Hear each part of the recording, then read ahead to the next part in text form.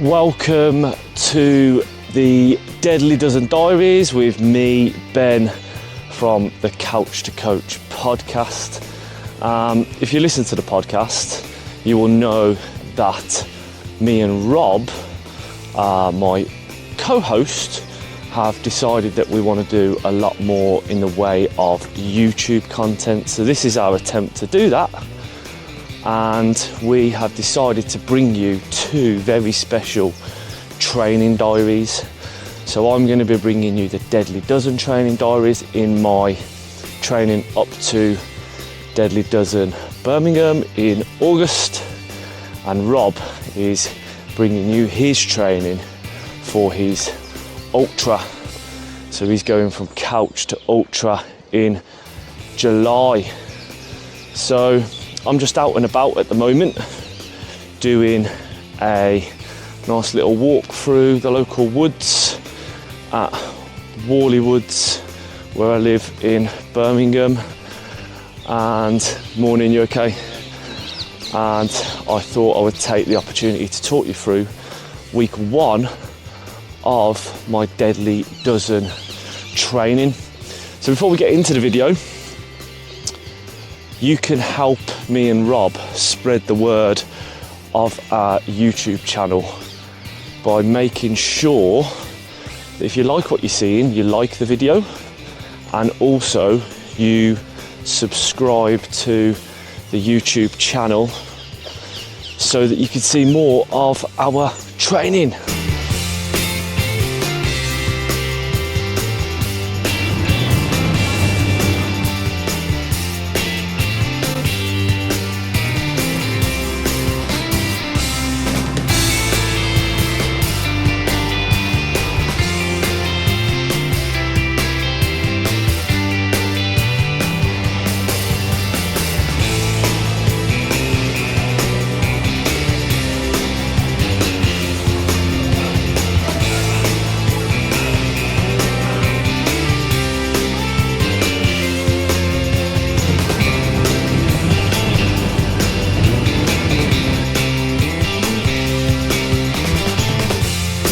So for me, Deadly Dozen, August, the first thing to remember is I've never done Deadly Dozen before. I have done functional fitness races. If you listen to the podcast, you'll know that me and Rob did High Rocks together last year, and I've done a few fitness events like Icarus, and we did that again as part of the podcast, so go back and watch that video. But I've never done Deadly Dozen before. What is Deadly Dozen?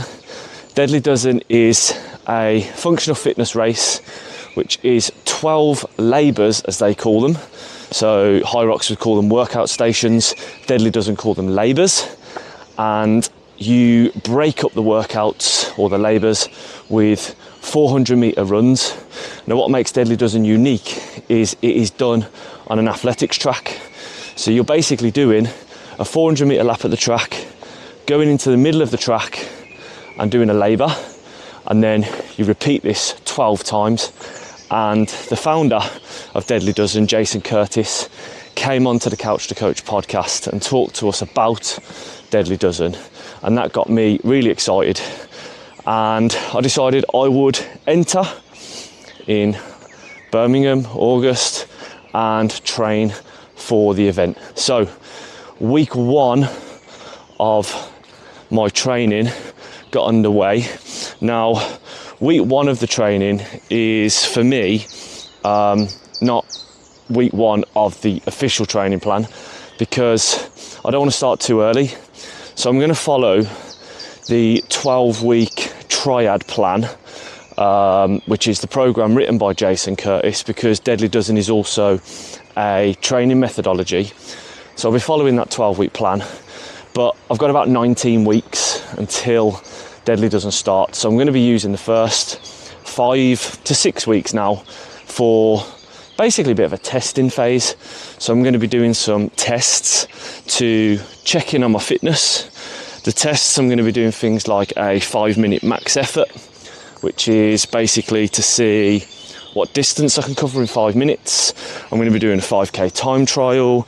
I'm going to be doing some strength tests, so seeing what my 3-rep max is on things like deadlifts and squats, because to do deadly dozen, you really need to have a good foundation of both cardiovascular endurance, so your stamina. You need to also have a little bit of speed, but probably not too much speed. But you want to be able to do a good 400 metre time, which is why there's quite a lot of testing involved in the running. And then also you want to be able to have good strength and muscular endurance for doing the labours. So I'm going to be going through a testing phase.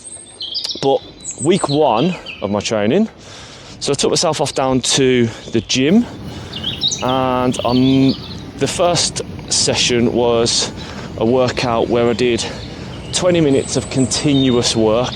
Now the Deadly Dozen training program, it ranges from 45 to 60 minutes of continuous work. So high intensity training,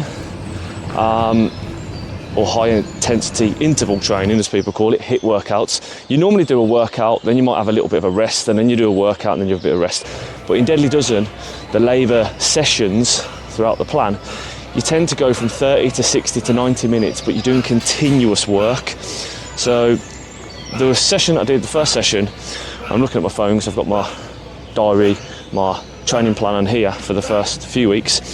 I did 20 minutes continuous work, and that was to do 2 minutes on a bike erg, and then it was to do 20 push presses using 12 kilogram dumbbells, 20 goblet squats with 60 kilogram kettlebell, and a 10 press ups using obviously just body weight.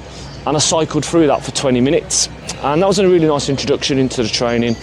Got a good amount of hard work done, but not too hard, because at the end of this week, which I've just completed, again, if you're a listener of the podcast, I've just climbed Snowdon with Rob and a few other friends and members of the charity that we're raising money for.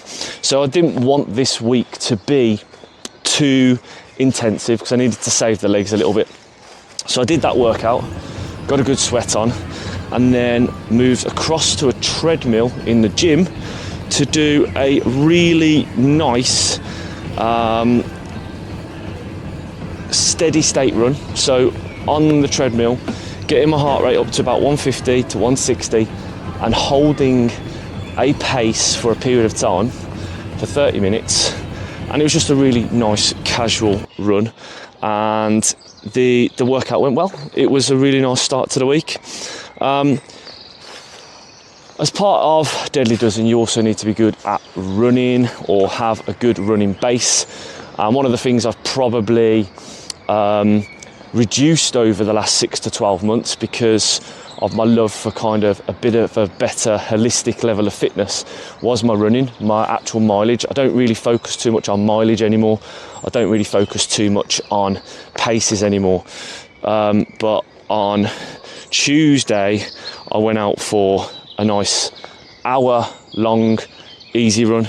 It actually turned out to be 70 minutes or 70 plus minutes because it was a really, really nice warm evening, and I absolutely love running in the sun. So I went out and did a nice endurance run, 70 odd minutes in the sunshine, and that was absolutely fantastic, and it really made me get my love of running back. So it was a lovely start to the week. You really have to get the balance right, I'm starting to find, in Deadly Dozen training. So I've been doing or experimenting with Deadly Dozen and the training methodology for around about 4 or 5 months now, since Jason came on to the podcast. But you need to focus on your rest and your recovery, and that's something I'm doing in the background, and I'll do another video about that very soon, and how I'm focusing on the recovery and getting through the aches and pains that develop as you train. I'm lucky to live on a very flat road at the top of a hill, so I can do a decent workout in my garden. So I've got a little alleyway at the side of my house, and what I basically did this week, just gone, to make sure I can get my training in, so I don't always have to go to the gym, I don't always have to make that big effort, because if you're going to be training, you want to make sure that it's convenient. And what I basically have done is open up the side alley of my house, bought myself some kettlebells and hex dumbbells of various weights, and I put together a nice workout for myself, which was to do a 400 metre run, followed by 60 kettlebell deadlifts, and I think that was using a 16 kilogram kettlebell. Then a 400 metre run out of the alley, down the road, turn around and back. And then I did some of the other movements that come in Deadly Dozen, which was, I'm gonna have a little sit down here, which was the bear crawl. So bear crawl is basically hands on floor, bum in air, and basically moving across a distance. And it's one of the labours in the Deadly Dozen, and I think you really need to make sure you've got specificity in training. And I made sure, and I'm going to make sure, that I'm doing this movement as often as possible. So I did some bear crawls, back out the side alley, down the road, 400 metres and back, and then I did the burpee broad jumps. If you've ever done burpee broad jumps, they are absolutely vile. I've said it before, I'm not a fan, but I did some burpee broad jumps, 4 lengths of my garden path, another 400 metre run, and then 60 goblet squats, finished off with another 400 metre run. My plan on this was to take the labours nice and slow, focus on the quality of the reps to make sure I'm getting the movement standards right, making sure that I don't go too hard. And the aim was to do the whole workout unbroken. And there's a reel on the Couch to Coach Instagram page showing that workout. But I did manage to do it unbroken. And this is really important because I want to basically become conditioned at doing these workout labours and making sure that I can sustain a decent pace. I have got a target for Deadly Dozen, a time target. I will disclose that time target as we get closer to the training, and maybe after I've done the initial testing phases. But that's what we were aiming for within this workout, and it went well. It went well. But the next day didn't go so well. So I went on to do a deadlift session. The deadlift session was something that I really enjoy. I really enjoy deadlifts. But I was absolutely cooked. For whatever reason, when I went into this deadlift session, I was cooked. I found it really difficult to get the bar off the ground at about 120 kilograms. And when I do deadlifts, normally I tend to keep the reps quite low and make sure that I do quite a few high sets. Quite a lot of sets. So I might do 5 to 6 sets of around about 6 to 7 reps, but I was absolutely cooked. I managed to get through, keeping the weight quite low though, and also tried to then move on to the strict press, which is like an overhead barbell press.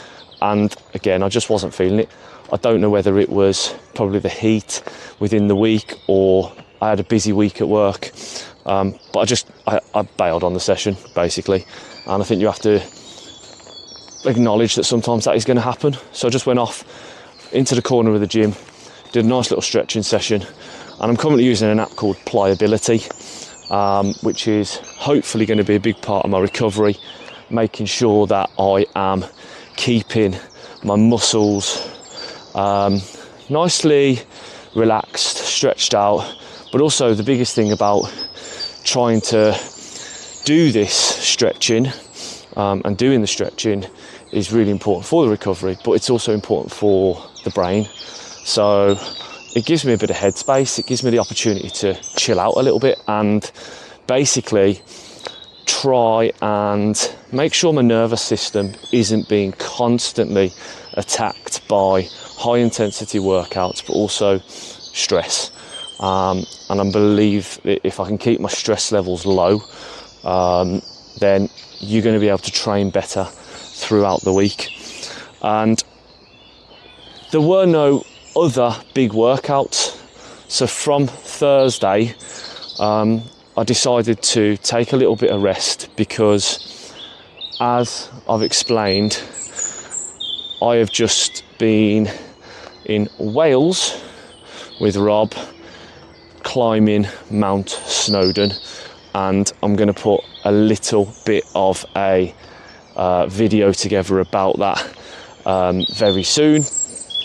But big thing from Snowdon, which was quite funny, we got up to halfway house. I was wearing the 10 kilogram weighted vest, got up to halfway house, stopped and had a cup of tea and a little bit of a rest.